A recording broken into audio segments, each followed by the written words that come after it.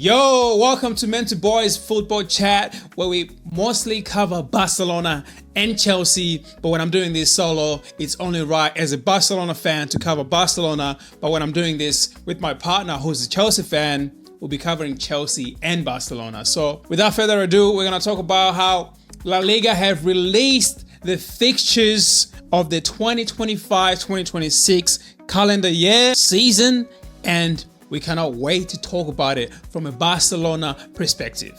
Now, before we get into it, don't forget to subscribe to the channel for more news, for more content, where we'll talk about the fixtures, react to the matches, watch-alongs, they're coming, and just, day-to-day, chat, ask questions, and I'll answer questions, whatever we have to do.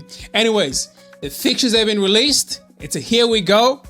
I don't know why La Liga takes too long, because the Premier League fixtures were released about 2 or 3 weeks ago, and La Liga is only releasing their fixtures now. Look, it still baffles me. La Liga is always behind with everything. And before we get into it, we're going to talk about the release of the fixtures. And the main topic is going to be the first 3 games, which I think are very important. Because obviously you're just starting out, you're trying to figure things out, even though you're more aware of what the manager wants. When you're starting a new season, it's always difficult to get into it. So the first 3 games, we're going to talk about who we're versing, and then we're going to talk about the El Clasico fixtures, which are always important to decide the league. If you've been living under a rock, Barcelona played 4 Clásicos last season and won all 4 Clásicos, which meant that we won the league by beating Madrid, won the cup, the Copa del Rey, on Madrid's head tops, won the Supercopa on Madrid head tops. So the Clásicos are very, very important. They're always important into how we decide, who wins the silverware. Because if you beat Madrid, even if it's not in the final, in the semi-final of the Copa del Rey, you probably end up winning the Copa del Rey in the final. But if you verse them in the final, you probably, if you beat them, then, I don't have to spell it out for you. So we're going to talk about the Clásico dates, and then we're going to talk about the 3 games of the season, which I always think are very, very, very crucial to how, to who wins the league. Sometimes the points are very much, similar to, if we might be like on both the same amount of points, maybe the Clásicos, head-to-head games separating us, but the last 3 games, whoever loses one of those last 3 games might end up losing the league. You never know. So we'll talk about that, and then we're going to talk about when the players are expected to be back in training.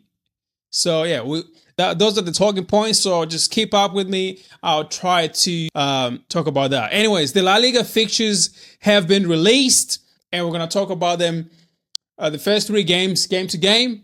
And then we're going to talk about the Clásico dates, last 3 games, and then, some games that we might find difficult. There's a month in there that I think is a little bit difficult than others, so we'll talk about that as well. And obviously the newly promoted teams, how we expect to do with those teams, because we always find it tough to play smaller teams. With all due respect, I don't mean to be disrespectful when I say smaller teams, but they are coming up from a second division La Liga, so look, technically they are smaller teams.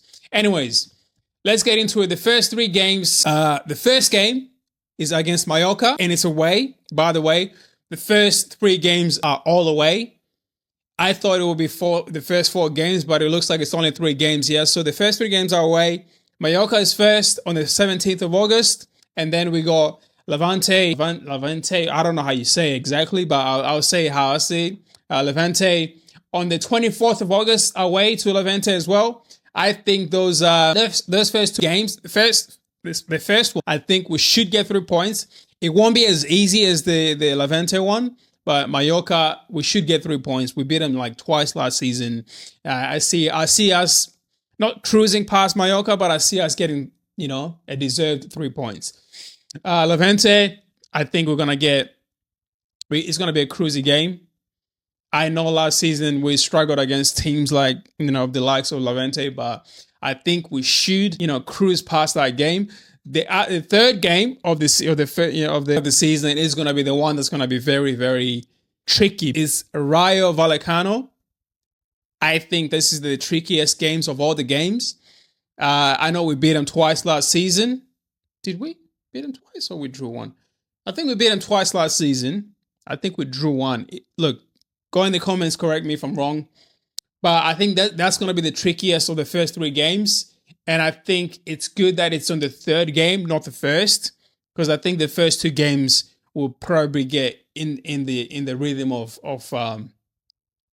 where we need to be. Because obviously we're going to have preseason. I'm going to get too much into it. This year's preseason is not as exciting as last season. Last season we're playing the likes of AC Milan and Madrid and all that stuff. So this season is not exciting me as much. And I'm not really too fussed about preseason. The Juan Gamper Trophy obviously is going to be not as exciting as well. I think we're going to play against Como. So yeah, look, I think it's a decent first three games, if I'm being honest. So I should get 9 points out of the first three games, which is always good to see. But then again, we're going to jump into the El Clasico games, which I think they're on... I think the first game of the Clasico game is in October, if I'm not wrong. I'll just look that up quickly. I think it's the 10th game of the season. Yeah, 10th game of the season, 26th of October, Real Madrid versus Barcelona. So obviously we are away. I'm not too fussed about who's home away when it comes to Classicos, but it's always good to get that home fixture at the end of the season because you have an advantage. Having the home fixture, during the season is not much of an advantage because what happens in the middle of the season can always be corrected somewhere along the end of the season. But you can lose it. You can lose it in the middle of the season as well. So in October, which is kind of similar to last season, by the way, I've always seen like there's always a trend with the Madrid and Barca game. The Clasico games are usually around the same time. It's usually around October, November, and then the second half of the season is usually around April, May. So I don't know if this is fixed because I've never seen like a Clasico that's on the first day of the season or one that's on the very last day of the season. It's usually around the end of the first half and around the end of the second half. So look, I don't know how they do that. It's always around the same time. So yeah, and we'll move on from that. And then the second El Clasico, excuse me, can't stop burping. The second El Clasico is in May.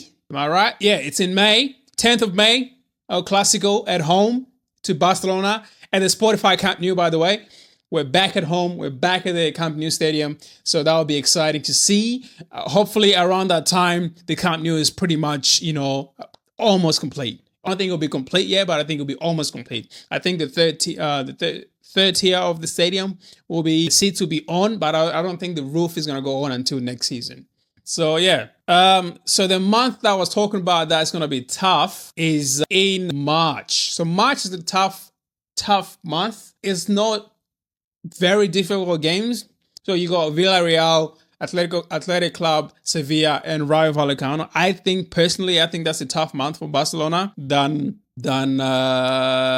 January, for example, because in January we got Espanyol, Athletic Club, Atletico Madrid, Real Sociedad, and then Real Oviedo. It's a tough month, but personally, I think March is more difficult because these games are very unpredictable. I think the January one is somewhat predictable because I see us beating Espanyol. We're home to Atletico Madrid. So I see us, beating Athletic Club. That's in the Copa. That's in the Super Copa. So I'm not too fussed about that. If we don't win the Super Copa, I want us to win it. If we don't win it, I'm not too fussed, honestly. And then we got Atletico Madrid in the league on the 11th of January at home. I'm not fussed too. I think we can beat Atletico Madrid at home. And then Real Sociedad away. Who knows? That's the game that we could initially drop points. But then we jump to the last three games of the season, which I think are fairly winnable. Because after the Madrid is the fourth last game of the season. After Madrid go Alaves, which I think will cruise past Alaves, depending on what's happening in the Champions League as well. Because I think around this time is where the Champions League semi-finals are played as well. So the Champions League semi-finals probably play between... actually, I don't think this is where the semi-finals are played. I think the semis are played in. No, I think this is the semi-final stages. So having Alaves and Osasuna in May, I think is good. The only tough game we have is Madrid in May. But then our second last game is Real Betis, which I think is a tough game. But the fact that we're home is a good thing. And then the very last game, match day 38, is Valencia away. Well, I don't remember the last time we had a home game in a season. Last season we played away to Athletic Club. The season before that, I think we played away as well. But hey, hopefully we'll win the game when we play Madrid, and then we don't have to worry about the last 3 games. I want us to win the last. I don't like finishing the season off on a very bad form, because then you start the new season thinking about the last 3 games. But hopefully we win the league against Madrid, and then we don't have to worry too much about the last 3 games. But they're not, even if we don't win against the league when we verse Madrid, depending where the points are, the last 3 games are winnable. If we're neck and neck with Madrid, the last 3 games, if we win those, if it comes to we have to win the last 3 games to win the league, I think we can win it. So that's the season pretty much in a nutshell. There's obviously there's new promoted teams like Real Oviedo, we got Alaves, then we got, what's the third team? We got Elche. Elche is a new team. Also, it's been in La Liga before, but it's a new team this season, newly promoted. So yeah, that's the season in a nutshell. And then look, I heard that the players are back in training around the 13th of July, which is in about less than 2 weeks from now. But there's been a couple players that have been in training already. I hear Mark Bernal has been back in training on the 1st of July, so yesterday or a couple days ago, trying to get back his fitness because he's been out for the whole season. Obviously, he was still recovering from his injury. He was still doing some fitness work, some gym work, but being out for a whole season, it's going to take a while for him to get his fitness back to where he was before he got injured. So he wants to kind of start early before everyone else comes back. So when everyone comes back, he's kind of on the same playing field as them. I don't think he will be, but at least he'll give himself a chance to be on the same playing field. The other player that has been in training apparently for the last couple of weeks has been Ferran Torres. And I think this is because he missed the last few games of the season last season. So because he had an operation to get his appendix removed. So that's interesting. I don't think he needs to be in training early, but if that's what he thinks that he needs to do to get himself a spot in the starting lineup, hey, whatever it takes. So yeah, Ferran Torres has been training. He's trying to get his fitness back up, his stamina back up, so that when everyone comes back, he's, par with them in terms of fitness. So anyways, guys, don't forget to subscribe, like, share, whatever you have to do to support this channel. It's a new channel. I'm mainly going to be talking about Barcelona, obviously, if I'm doing this, solo. But if I'm doing this with my partner Kuru, we're going to be doing, both sides of the leagues. So they're going to talk about the Premier League, and I'm going to talk about La Liga. He's going to talk about Chelsea. I'll talk about Barcelona, and we're always going to, compare contracts. Which league is the best? Who's the better player? Who's the better team? Now that Chelsea is in the Champions League, we're going to talk about that too. So hey, stay tuned. I'm going to talk about transfers next. I'm going to follow the preseason, even though it's not very exciting. I'll follow the preseason as well. And we're going to talk about many, many things that are about to come. Look, I'm excited for the upcoming season. I hope you are too. So just stay tuned. Subscribe. If you want to stay tuned, subscribe.